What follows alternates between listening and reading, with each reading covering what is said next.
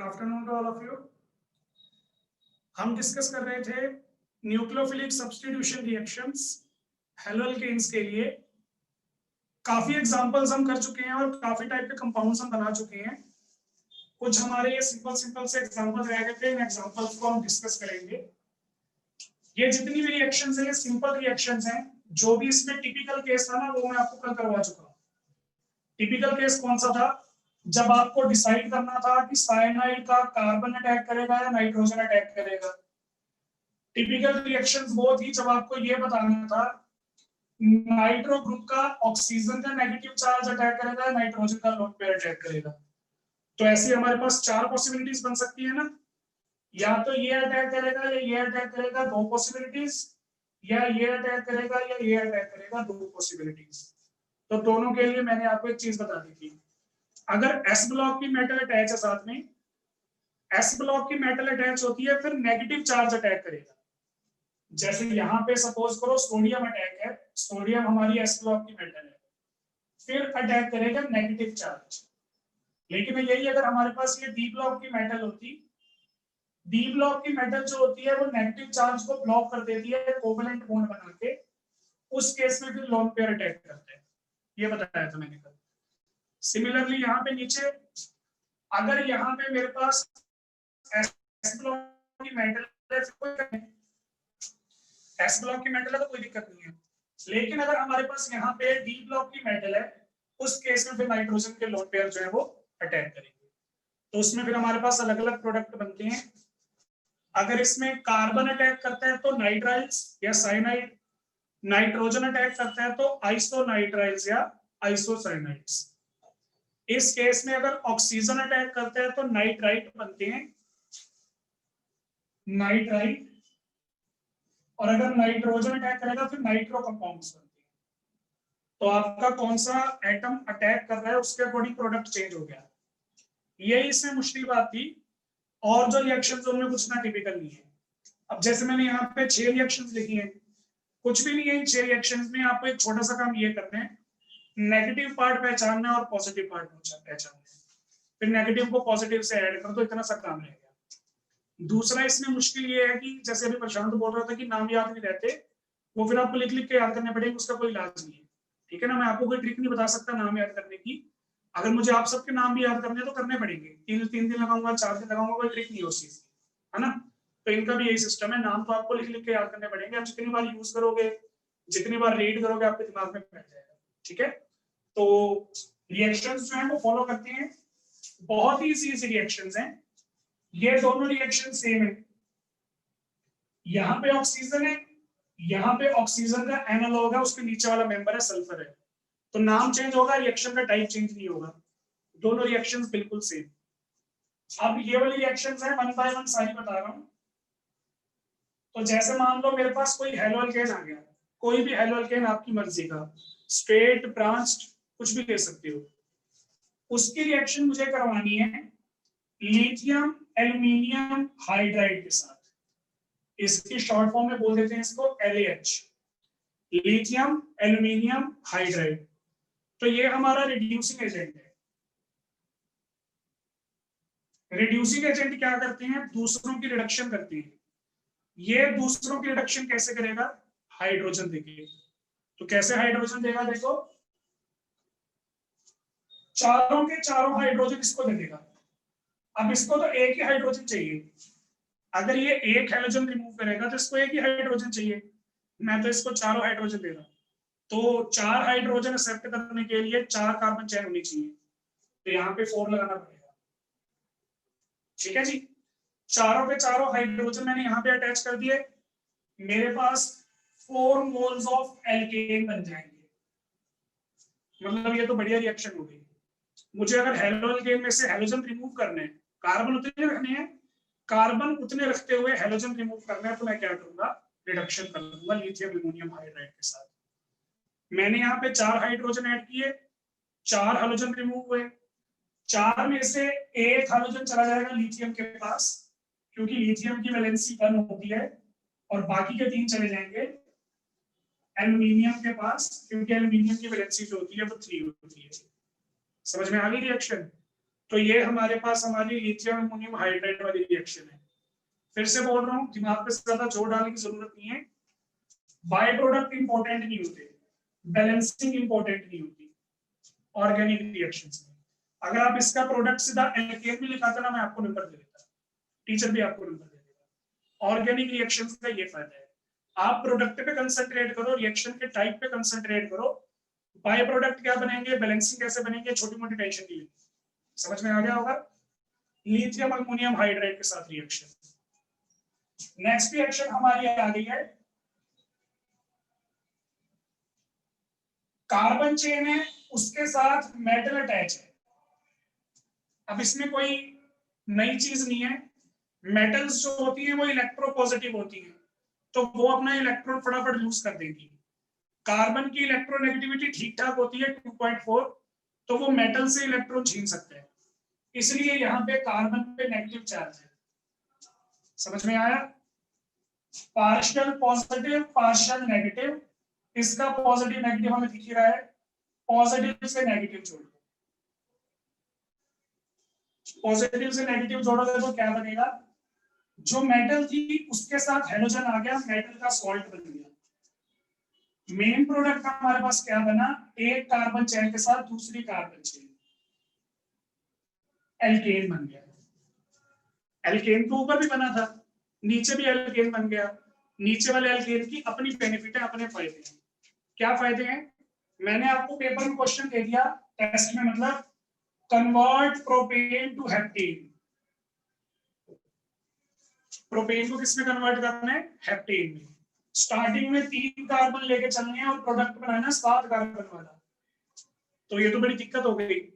Sir आपने ना कल रिएक्शन बताई थी साइनाइड वाली, साइनाइड वाली रिएक्शन से ना एक कार्बन ऐड हो जाता है, पर आपको वो रिएक्शन 4 बार करनी पड़ेगी।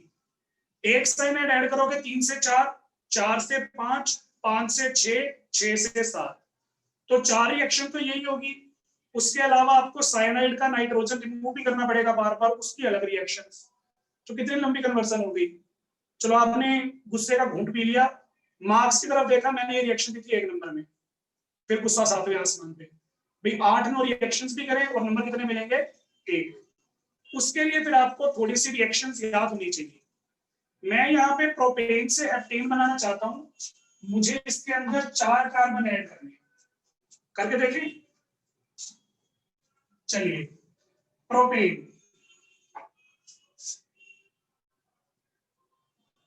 Chlorination in the presence of light. अब मुझे पता है सेकेंडरी वाले प्रोडक्ट ज्यादा बनते हैं एज कंपेयर टू प्राइमरी, पर मेरी यहाँ पे रिक्वायरमेंट जो है वो प्राइमरी की है, क्योंकि मैंने प्रोपेन से हेप्टेन बनाना है, कोई सब्सिट्यूएंट नहीं लगाना, तो मैं यहाँ पे माइनर प्रोडक्ट शो करूंगा, मेजर शो नहीं करूंगा, माइनर शो करूंगा, क्योंकि मेरी रिक्वायरमेंट जो है वो कौन सी है, माइनर प्रोडक्ट की। तो एक क्लोरीन आके लग जाएगा, CH3 CH2 CH2 Cl बन गया, ये रहा, हो गया। अब देखो, CH3 CH2 CH2 Cl, ये तो हो गया स्टार्टिंग प्रोडक्ट।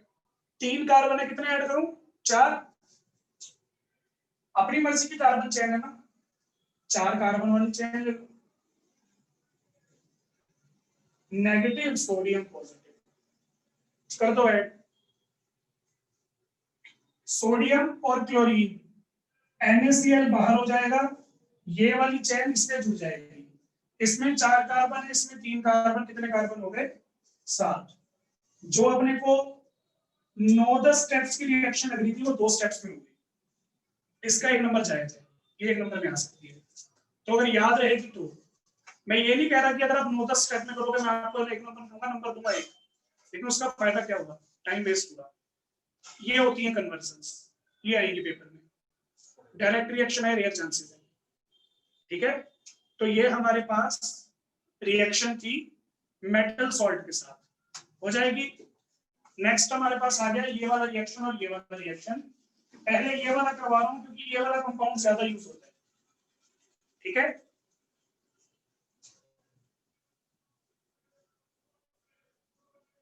अब इसमें देखो, हेलोइकेन प्लस,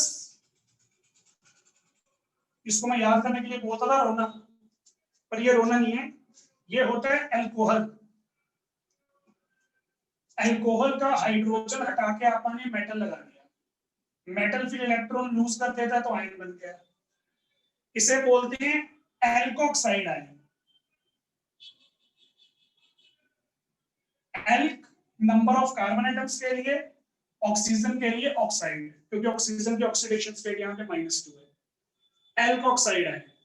अगर मैंने यहाँ पे एक कार्बन ले लिया तो एक कार्बन के लिए मिथॉक्साइड आयन हो जाएगा।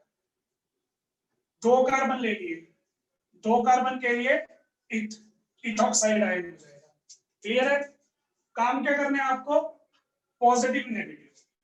इसका नेगेटिव पॉजिटिव आपको पता ही है, इसमें ये पॉजिटिव ये नेगेटिव, पॉजिटिव से नेगेटिव जोड़ दो। C2H5O, O नेगेटिव के साथ कौन आ गया? R positive plus NaH। Clear है? ऑक्सीजन, ऑक्सीजन के लेफ्ट में भी कार्बन चेन, राइट में भी कार्बन चेन, ये ईथर बन गया। ये कौन सा फंक्शनल ग्रुप है? ईथर। तो हमारे कंपाउंड जो होंगे वो ईथर बन जाएंगे। प्रॉपर नाम नहीं लिखा मैंने क्योंकि प्रॉपर चेन भी नहीं है। अब प्रॉपर वाला एग्जांपल लेते हैं। CH3Cl C2H5ONa, O negative Na positive, Na positive के साथ Cl नेगेटिव, NaCl रिमूव हो गया। कुछ बच्चे क्या करते हैं, NaCl रिमूव हो गया। जो चीजें आप रिमूव करते हो वो एरो के नीचे शो करनी है, जो चीजें आप ऐड करते हो ना वो एरो के ऊपर शो होती है। तो ये थोड़ा सा ध्यान देना, ठीक है? आपको ऐसा कभी भी नहीं मिलेगा मैं माइनस वाली चीज को ऊपर लिख दूंगा, कभी भी ऐसा नहीं होगा। सर सिर्फ ऑर्गेनिक में करना है? हाँ जी, ऑर्गेनिक में करना है। हाँ जी, ये सारी बातें ऑर्गेनिक के लिए। इनऑर्गेनिक की रिएक्शंस का तो डिट्टो मानना होता है, जो जैसी है वैसी ही पड़ेगी with balancing with all substituents या ऑल प्रोडक्ट्स। ऑर्गेनिक को तो ऐसे ही लिखना पड़ेगा। तो ये हो जाएगा। अब इन दोनों को ऐड कर दिया, C2H5O नेगेटिव के साथ CH3, ये हमारा ईथर बन गया। अब ईथर में क्या होता है, दो कार्बन चेन है, एक कार्बन चेन मेन माननी होती है और एक सब्स्टिट्यूएंट। मेन वाली कौन सी मानोगे? जिसमें कार्बन ज्यादा हो। तो इसमें कार्बन ज्यादा है, ये लो। ईथर ग्रुप जो है वो हमेशा सब्स्टिट्यूएंट में आता है, ईथर कभी भी मेन चेन में नहीं आएगा, ठीक है? तो इसका नाम था मिथ, ऑक्सीजन के लिए ऑक्सी, सब्स्टिट्यूएंट का नाम है मिथॉक्सी, मेन चेन में दो कार्बन है इथेन, तो इस ईथर का नाम है मिथॉक्सी इथेन। अच्छा मेरे वाली गलती मत करना, बारी बारी मेंशन नहीं करना, या तो प्रोडक्ट में कर दो या माइनस कर दो, डबल डबल काम नहीं करना, ठीक है? मैंने ध्यान नहीं दिया था, तो या तो यहाँ पे माइनस में लिख दो जैसे मैंने लिखा, या ऊपर प्रोडक्ट में मेंशन कर दो, एक ही बात है। याद करो ही मत, काम ही खत्म करो। बाय प्रोडक्ट भी दिखाओगे नंबर नहीं कटेंगे, कुछ नहीं होता, ठीक है? तो ये हमारी कौन सी रिएक्शन हो गई? एल्कोक्साइड आयन वाली। अब इसके अलावा ये वाली आयन देखो, ये वाली रिएक्शन बिल्कुल सेम, बस ऑक्सीजन की जगह क्या आ गया? सल्फर। तो ये लो, ऑक्सीजन की जगह सल्फर, फिर से वही NaCl रिमूव होगा, फिर से यही प्रोडक्ट बनेगा, ऑक्सीजन की जगह क्या आ गया? सल्फर। अब जब ऑक्सीजन आ रहा था इसको क्या बोल रहे थे? ईथर। जब सल्फर आ जाता है, सल्फर को बताने के लिए नाम के आगे थायो लग जाता है, तो ये थायो ईथर है। इतना ही फर्क है बस, ठीक है? इसका नाम था मिथॉक्सी इथेन, ये हमारा थायो ईथर है, तो इसको बोलते हैं मिथॉक्सी थायो इथेन। ऑक्सी वर्ड नहीं बोली, सॉरी, मिथ थायो इथेन, ऑक्सी वर्ड नहीं बोली। ऑक्सी वर्ड किसको रिप्रेजेंट कर रहा था? ऑक्सीजन को। सल्फर को रिप्रेजेंट करता है थायो, तो यहाँ पे फिर आप ऑक्सी की जगह क्या लगा देंगे? थायो लगा देंगे। तो मैंने आपको ये रिएक्शन करवाई, ये रिएक्शन करवाई, ये वाली करवा दी और ये वाली करवा दी। 4 रिएक्शंस में अगर कोई प्रॉब्लम है तो हैंड रेस करेंगे, नहीं तो ऐसा नहीं।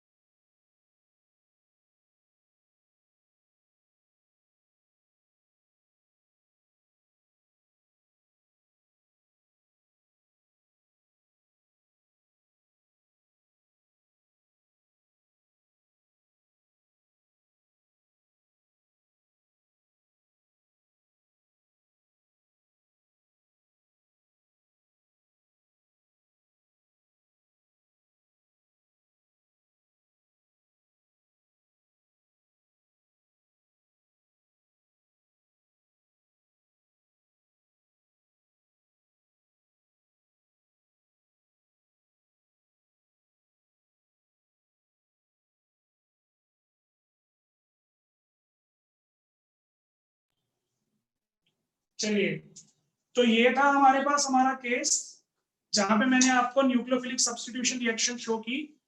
2 एग्जांपल रह गए हैं, ये आप ट्राई करोगे, कुछ नहीं है ये इसमें। सोडियम आयोडाइड में Na पॉजिटिव I नेगेटिव, तो ये रिएक्शन तो कहीं बड़ी बड़ी लग रही है। चलो मैं लिख के दिखाता हूं, शायद आपको याद आ जाए। RX NaI acetone RI NaX। Sir वो फ्लाइंग और स्टार्स वाली ना फिंकलस्टीन, फ्लाइंग। तो ये है हमारी फिंकलस्टीन रिएक्शन, करवा चुका हूं पहले प्रिपरेशन में, वही रिएक्शन थी NaI के साथ। इसको हैलोजन एक्सचेंज रिएक्शन भी बोलते हैं, क्योंकि हैलोजन एक पहले से लगा हुआ था, उसको हटा के मैं आयोडीन लगा रहा हूं। आयोडीन को डायरेक्ट लगाना थोड़ा सा मुश्किल है, क्योंकि HI बनता है बाय प्रोडक्ट, फिर वो हमारे प्रोडक्ट को ऑक्सीडाइज कर देते हैं। तो आप HI वाला काम नहीं करेंगे, आप यहाँ पे NaI ले लेंगे, उसमें फिर हमारा बाय प्रोडक्ट जो है वो NaX बनेगा, फिर दिक्कत नहीं आएगी। ठीक है जी, तो ये रिएक्शन आप कर चुके हैं। इसमें oxygen negative silver positive ester बनेंगे। फॉर्मूला ये होगा। सर ये तो हंसटिक का रिएक्शन नहीं बच्चे, ये साइड में हम इसको बोर्ड से दिखा एक सेकंड ऐसे भी रिप्रेजेंट कर सकते हो एस्टर, ऐसे भी रिप्रेजेंट कर सकते हो। अब बोलो, ठीक है, ये तो इसकी कंडेंस रिप्रेजेंटेशन है। एक्चुअल रिप्रेजेंटेशन ये होती है, जो कार्बन के साथ 2 ऑक्सीजन है, एक ऑक्सीजन है डबल बॉन्डेड और दूसरा ऑक्सीजन है single bonded with respect to carbon. ठीक है, तो ये भी आप कर सकते हो नेगेटिव पॉजिटिव। हंसटी का रिएक्शन इसलिए नहीं है, उसमें हमारा ये रिएजेंट जो होता है उसको आप ब्रोमीन से रिएक्ट करवाते हैं। यहाँ पे आप इस कंपाउंड को हेलोकेन से रिएक्ट करवाएंगे, इसकी केमिकल प्रॉपर्टीज पढ़ रहे हैं ना, तो जो भी मैं यहाँ पे रिएजेंट लिखता हूँ सबको आपने इनसे रिएक्ट करवाना है। तो ब्रोमीन तो आएगा नहीं, हंसटी करनी है। वो भी कौन से वाला? सिल्वर वाला एम्बिडेंटेट। अच्छा, उसके लिए ना मेरे पास 2 न्यूक्लियोफिलिक सेंटर होने चाहिए, ऐसा मैंने पढ़ा था। तो अगर मैं आपको एस्टर का फॉर्मूला दिखाया, जैसे मैंने अभी, ये फॉर्मूला है, इसमें ना हमारे पास यही सोर्स अवेलेबल है, क्योंकि हमारा जो ऑक्सीजन है वो सिंगल बॉन्ड बना के बैठा हुआ है मेटल के साथ। मेटल जो होता है वो लेस इलेक्ट्रोनेगेटिव होता है थोड़ा सा, तो सिर्फ यही वाला बॉन्ड पोलर है, इसके अलावा कोई भी देखो न्यूक्लियोफिलिक सेंटर है ही नहीं। आर नहीं बन सकता, कार्बन चेन है, ये न्यूक्लियोफिलिक नहीं है, ये तो इलेक्ट्रोफिलिक है क्योंकि इलेक्ट्रोनेगेटिव एटम्स है। ये वाला ऑक्सीजन अटैक नहीं करेगा, इसके 2 बॉन्ड पहले बन चुके हैं, तो बचा कौन? यही बचा, तो इसलिए यही अटैक करेगा। वहां पे अपने पास 2 चॉइसेस थी, यहाँ पे ऐसा कुछ नहीं है, इसलिए अटैक नहीं करेगा। तो ये अपने पास अपनी न्यूक्लियोफिलिक सब्स्टिट्यूशन रिएक्शंस थी, 16 टाइप की रिएक्शंस थी, वो मैंने आपको बता दी है। उसके अलावा अगर आपको फिर भी कोई रिएक्शन पूछनी हो तो मैं आपको हेल्प कर दूंगा, करके देखना पड़ेगा। अगर करके देखोगे तभी आएगा, अगर नोट्स वगैरह देख लोगे तो उसमें मैंने 4-5 एग्जांपल ही दिए हैं। नोट्स में मेरे ख्याल मैंने 4 ही एग्जांपल दिए हैं, साइनाइड वाले और नाइट्रो वाले, क्योंकि वही इंपॉर्टेंट थे। बाकियों में तो प्लस माइनस करना है, वो मैंने आपको यहीं पे समझा दिया। नोट्स में मैंने 16 के 16 रिएक्शन लिखी, मैं पहले ही बता रहा हूँ। तो प्लस माइनस वाला काम है वो आप खुद कर सकते हो, वो आपको प्रैक्टिस करना पड़ेगा। मैंने आपको वहां पे मैकेनिज्म पूरा डिटेल में करवाया, और जो एक्सेप्शनल रिएक्शन थी वो डिटेल में करवाया। साइनाइड वाली रिएक्शन इसलिए भी इंपॉर्टेंट थी, उसके आगे कई प्रोडक्ट बनते हैं, जैसे मैंने कल बताया था। साइनाइड से आप अमाइड बना सकते हो पार्शियल हाइड्रोलिसिस करके, कार्बोक्सिलिक एसिड बना सकते हो कंप्लीट हाइड्रोलिसिस करके, और रिडक्शन करने पे क्या बन रहा था? अमाइंस बन रहे थे, प्राइमरी अमाइंस। तो ये सब चीजें जरूरी होती है, करके देखोगे तभी आएगा, मैं आपको बार बार बोल रहा हूँ। ठीक है ना, तो ऑर्गेनिक साथ साथ कर लो, क्योंकि बाद में अगर आप सोचोगे कि 4 चैप्टर इकट्ठे कर लेंगे पेपरों टाइम में, तो नहीं होगा। ऑर्गेनिक सकते, और नाइस का कोई बैकअप है, नाइस की कोई रिवीजन है। ठीक है ना, मैं आपके डाउट्स जरूर क्लियर होगा बाद में, लेकिन मुझे ये कहोगे कि सर ये वाला थोड़ा सा करवा दो वापस दोबारा से, तो वो तो नहीं हो पाएगा। इसलिए आप रेगुलर क्लास लगाओ, छुट्टियां ना करो। ठीक है ना, ऑर्गेनिक हो जाएगा ये थी हमारी न्यूक्लियोफिलिक सब्स्टिट्यूशन रिएक्शंस। अब बात करते हैं इनके मैकेनिज्म की। मैकेनिज्म वाला पार्ट बहुत ज्यादा इंपॉर्टेंट है।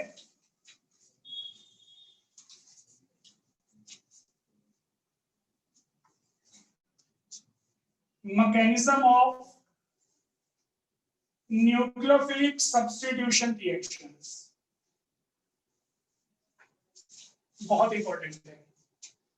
देखो अपन कोई भी एक रिएक्शन लिखते हैं, मतलब न्यूक्लियोफिलिक सब्स्टिट्यूशन रिएक्शन है कोई भी, उसमें हमारे पास रिएक्टेंट्स और प्रोडक्ट्स की क्लियर पिक्चर होती है।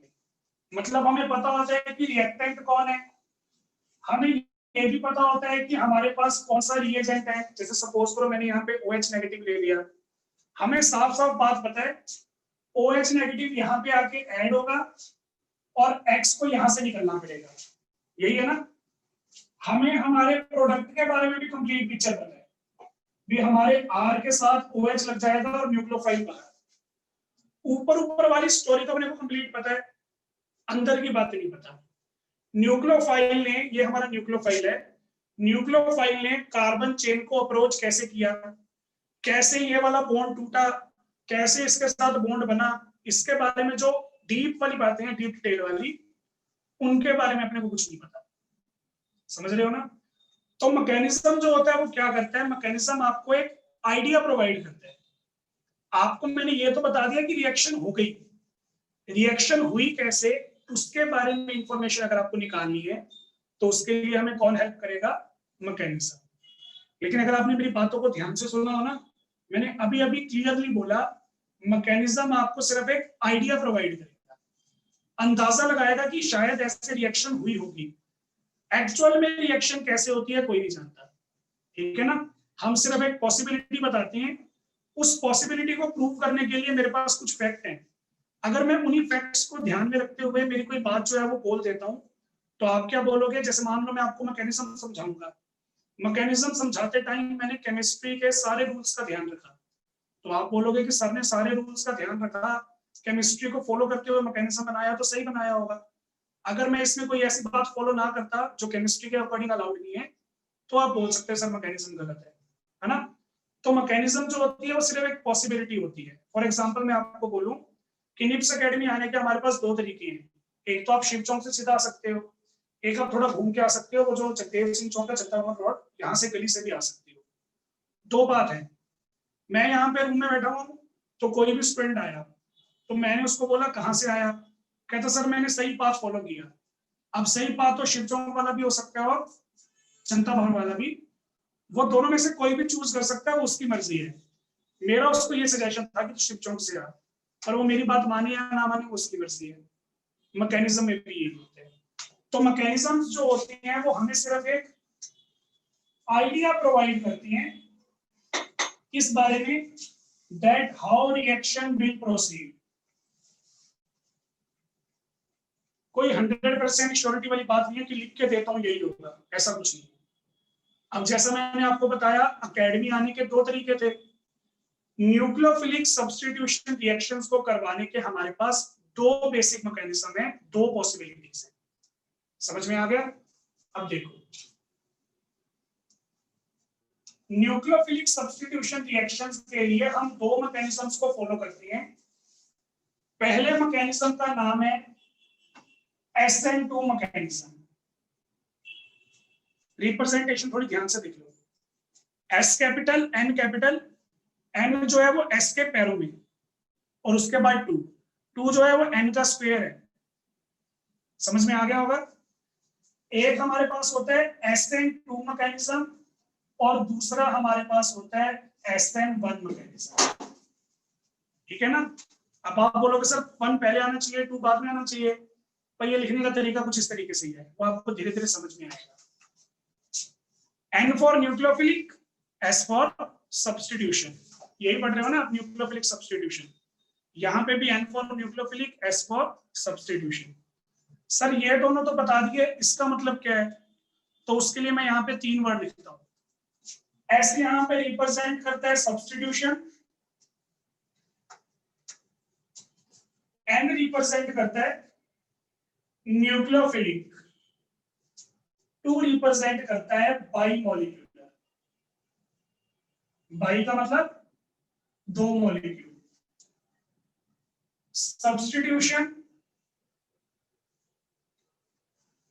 Nucleophilic unimolecular. एक है ना, तो एक के यहाँ पर यूनी वर्ड यूज कर सकते हैं, यूनी प्रीफिक्स जो है वो यूज कर सकते हैं। तो ये हमारे पास हमारा मीनिंग होता है SN2 मैकेनिज्म का और SN1 मैकेनिज्म का। दोनों मैकेनिज्म्स की वन बाय वन बात करेंगे। दोनों को इकट्ठा लेकर चलूंगा तो खिचड़ी बन जाएगी, दोनों में से कोई भी समझ नहीं आएगा। बहुत ही इजी मैकेनिज्म है, बस हल्की हल्की ट्रिक्स हैं, हल्की हल्की बातें हैं जो आपको याद रखनी है। अगर आप बातें याद रखोगे फिर इस मैकेनिज्म में कुछ नहीं है, ठीक है ना। तो आधी इंफॉर्मेशन ना आपको नाम से मिल गई। पहले मैं ना SN2 डिस्कस कर रहा हूं। हमने सब्स्टिट्यूशन रिएक्शन दिखानी थी, किसको सब्स्टिट्यूट करना था, न्यूक्लियोफाइल को। जब हम न्यूक्लियोफाइल को सब्स्टिट्यूट कर रहे हैं, हमारी रिएक्शन कितने मॉलिक्यूल्स को यूज कर रही है, 2 मॉलिक्यूल्स को। सर पहले 2 वर्ड तो समझ में आ गए, 2 मॉलिक्यूल्स को यूज कर रही है, इसका मतलब क्या हुआ, मेरे पास एक रिएक्शन थी A plus B plus C plus D plus E plus F changes to product. मुझे प्रोडक्ट बनाने के लिए कितने रिएक्टेंट यूज करने पड़ रहे हैं, 6। थोड़ा सा वापस जाता हूं, चैप्टर नंबर 4 केमिकल काइनेटिक्स। हमने ये बोला था कि हमारी जो रिएक्शंस होती हैं, रिएक्शन फास्ट प्रोसीड करेगी या स्लो प्रोसीड करेगी, ये डिपेंड करता है कंसंट्रेशन ऑफ रिएक्टेंट्स पे। सारे रिएक्टेंट रिएक्शन में इन्वॉल्व नहीं होते, जो जो रिएक्टेंट इन्वॉल्व होते हैं रेट उसी पे डिपेंड करेगा। वो आप कैसे पता लगाते हैं, ऑर्डर ऑफ द रिएक्शन से। तो यहाँ पे 6 रिएक्टेंट हैं, लेकिन जरूरी नहीं है कि 6 के 6 रिएक्टेंट जो है वो रिएक्शन में इन्वॉल्व होंगे। जब मैंने इस रिएक्शन का रेट पता किया तो मुझे ये पता लगा रेट जो है वो A पे डिपेंडेंट है, B पे डिपेंडेंट है, E पे डिपेंडेंट है, F पे डिपेंडेंट है। C और D पे रेट डिपेंड नहीं करता। आप इनकी कंसंट्रेशन ज्यादा ले लो कम ले लो, रेट पे कोई इफेक्ट नहीं आएगा। तो ऐसा हो सकता है ना। सेम चीज हमारी सब्स्टिट्यूशन रिएक्शन में। SN2 मैकेनिज्म के अंदर जो हमारी रिएक्शंस का रेट होता है वो कितने मॉलिक्यूल्स पे डिपेंड करता है, 2 मॉलिक्यूल्स पे।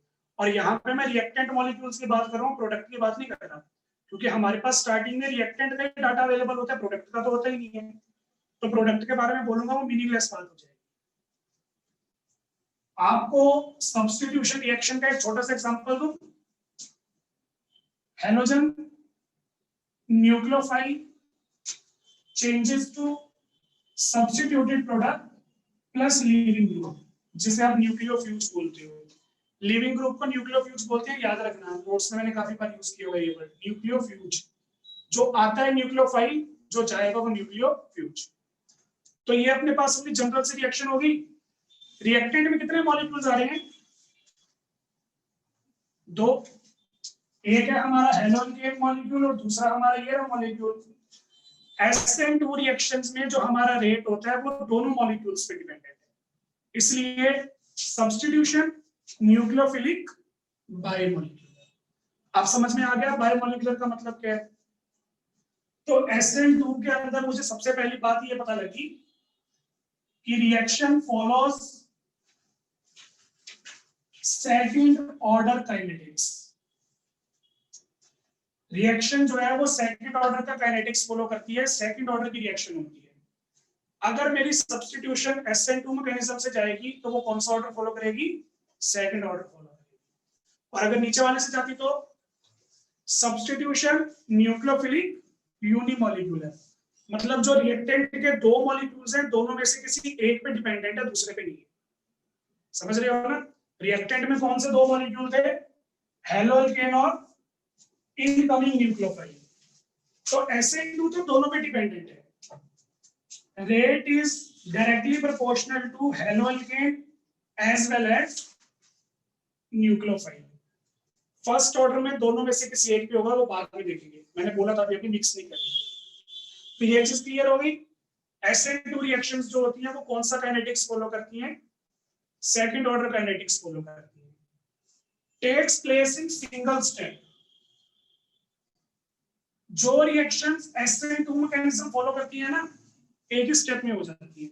इनके पास ज्यादा टाइम नहीं है, अभी पहले हम ये बनाएंगे फिर ये बनाएंगे फिर ये बनाएंगे फिर प्रोडक्ट बनेंगे। नंबर ऑफ स्टेप यूज नहीं होते, सिंगल स्टेप के अंदर जो है वो क्या होगा, रिएक्शन हो जाएगी। ऐसी रिएक्शंस जो सिंगल स्टेप में होती हैं उन रिएक्शंस को आप बोलते हैं कंसर्टेड रिएक्शंस।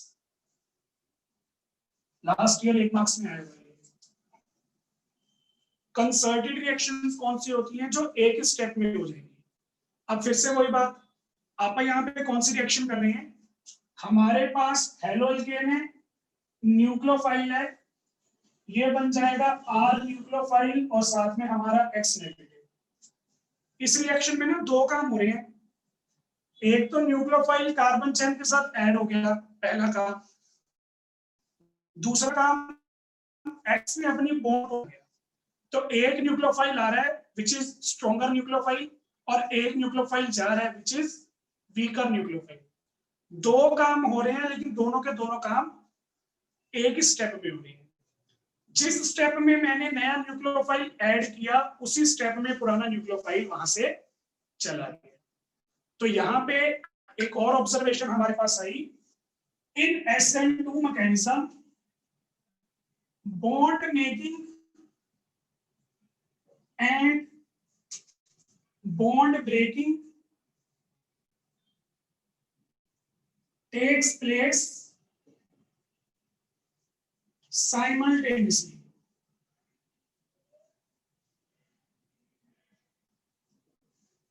एक ही स्टेप में बॉन्ड बनेगी भी और बॉन्ड टूटेगी भी, दोनों काम इकट्ठे इकट्ठे चलेंगे।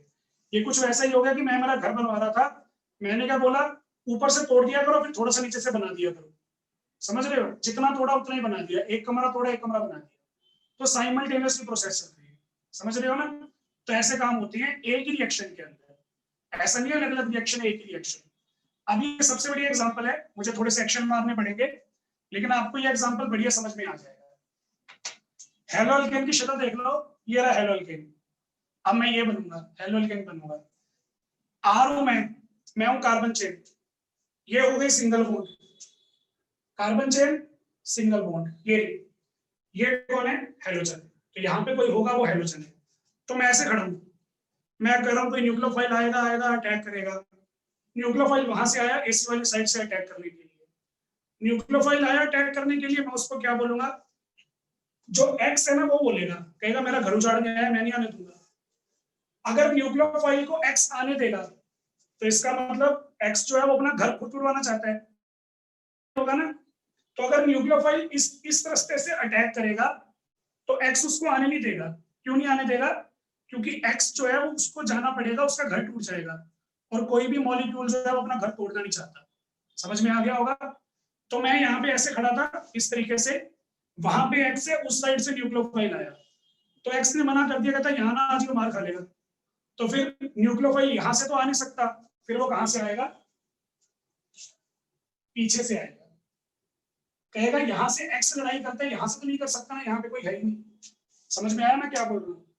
तो मेरे पास ये कंडीशन थी, मैं इस तरीके से खड़ा हूं, मैं हेलोल्केन हूं, मैं इस तरीके से खड़ा हूं, न्यूक्लियोफाइल ने यहां से अटैक करना चाहा, नहीं कर पाया, फिर वो कहां से अटैक करेगा, पीछे से वार करेगा, पीछे से वार करेगा, यहाँ पे अटैक किया, अटैक करते ही बॉन्ड बनानी शुरू हो जाएगी।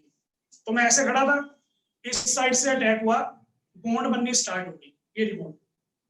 अब मैंने क्या बोला, bond making and bond breaking takes place simultaneously. ऐसे में खड़ा था, जब मेरी यहाँ पे बॉन्ड बननी स्टार्ट होगी तो ये वाली बॉन्ड टूटनी स्टार्ट होगी। अल्टीमेटली क्या होगा, नई बॉन्ड बन गई, पुरानी बॉन्ड टूट गई, SN2 मैकेनिज्म।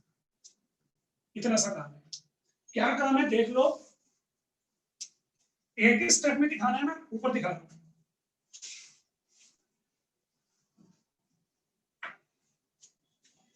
ये मेरे पास मेरा हेलोल्केन था, ये मेरा न्यूक्लियोफाइल है। फ्रंट से अटैक नहीं कर सकता क्योंकि फ्रंट से तो एक्स इसको मना करेगा, कहेगा मेरा घर टूट जाएगा, मैं नहीं आने दूंगा। फ्रंट अटैक पॉसिबल नहीं है, तो ये कौन सा अटैक करेगा, बैक साइड अटैक करेगा, पीछे से बाहर। अब यहां पे क्या होगा, न्यूक्लियोफाइल जो है आर के साथ बॉन्ड बनाना स्टार्ट कर देगा। बॉन्ड अभी बनी तो नहीं, इसलिए डॉटेड शो करना, अगर बन जाती तो फिर ऐसे डार्क शो करता है। ये वाली बॉन्ड बननी स्टार्ट हो गई, जो बॉन्ड पहले से प्रेजेंट थी वो टूटनी स्टार्ट हो जाएगी। Bond making and bond breaking दोनों साथ साथ चल रहे हैं, ये वाली बॉन्ड बन रही है और ये वाली बॉन्ड टूट रही है। उसके बाद अल्टीमेटली क्या होगा, ये वाली बॉन्ड बनते बनते बन जाएगी और ये वाली बॉन्ड टूटते टूटते टूट जाएगी। ये वाली जो स्टेट है हमारी, इस स्टेट को हम बोलते हैं ट्रांजिशन स्टेट। ट्रांजिशन स्टेट को ऐसे रिप्रेजेंट करते हैं स्क्वायर ब्रैकेट में और ऊपर ये साइन। मुझे हैश बनाना आता है और यहाँ पे हैश नहीं बनेगा, यही साइन बनेगा ट्रांजिशन स्टेट का। समझ में आ गया होगा। तो ये हमारी रिएक्शन हो गई सिंगल स्टेट। ट्रांजिशन स्टेट के अंदर बॉन्ड मेकिंग बॉन्ड ब्रेकिंग दोनों चल रही है। अब मैं घर तोड़वा रहा हूँ, उसके लिए भी पैसा चाहिए, फ्री में तो कोई तोड़ेगा नहीं। घर बनवा रहा हूँ, उसके लिए भी पैसा चाहिए, तो मेरा डबल डबल पैसा खर्च हो रहा है। तो यहाँ पे डबल डबल एनर्जी खर्च हो रही होगी। इसका मतलब transition state is high energised state, ज्यादा एनर्जी वाली स्टेट होती है। ये थी हमारी सारी कहानी SN2 मैकेनिज्म की। जो मेन बातें थी मैंने बता दी है। सॉरी, कुछ पूछने तो पूछ लो, नहीं तो फिर यस सर। हाँ जी बोलो बोलो सर। यहाँ पे हाई एनर्जी स्टेट का मतलब ज्यादा एनर्जी रिलीज होगी, इसके पास ज्यादा एनर्जी है। इस इन सभी मॉलिक्यूल्स में से इस मॉलिक्यूल की एनर्जी सबसे ज्यादा है, सबसे ज्यादा हाई एनर्जी। न्यूक्लियर का एनर्जी देगा वो हम देते हैं, मतलब वो हमारी कंडीशंस पे डिपेंड करता है। आपने देखा होगा कई बार मैं कोई सॉल्वेंट डाल रहा हूँ, कई बार कोई रिएजेंट ऐड कर रहा हूँ, तो हर एक रिएक्शन में अलग अलग होता है। तो